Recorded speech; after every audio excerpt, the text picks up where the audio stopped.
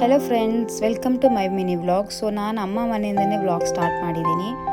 ಇವತ್ತು ದೀಪಾವಳಿ ಹಬ್ಬ friends. So ಯಾರೆಲ್ಲ ಈ ವಿಡಿಯೋ ನೋಡ್ತಿದ್ದೀರೋ ಎಲ್ಲರಿಗೂ ದೀಪಾವಳಿ ಹಬ್ಬದ ಶುಭಾಶಯಗಳು.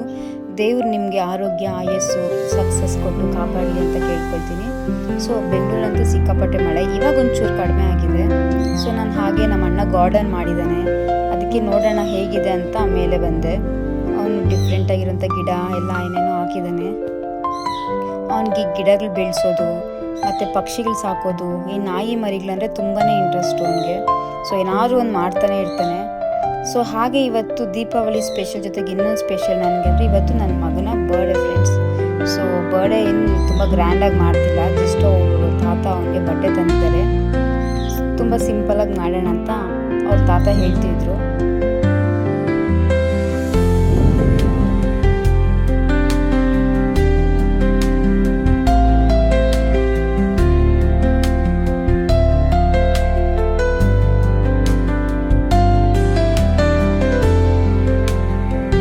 ಗಾರ್ಡನ್ ಜೊತೆಗೆ ನಾಯಿ ಮರಿಗಳನ್ನ ಸಾಕೋದಕ್ಕೆ ಮಾಡಿಸ್ತೀನಿ.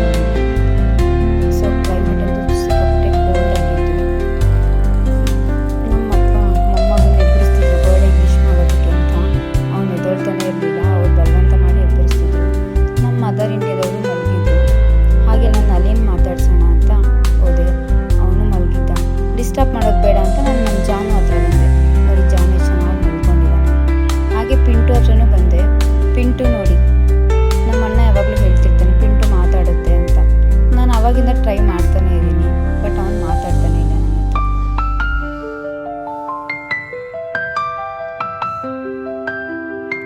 ಸೊ ಹಾಗೆ ಇವತ್ತು ನನ್ನ ಮಗನ ಬರ್ಡೇ ಆಗಿರೋದ್ರಿಂದ I wish you very happy birthday ಮಗನೇ. ದೇವ್ರು ನಿನ್ನ ಲೈಫಲ್ಲಿ ಆರೋಗ್ಯ, ಆಯಸ್ಸು, ಸಕ್ಸಸ್ ಕೊಟ್ಟು ಕಾಪಾಡಲಿ. And I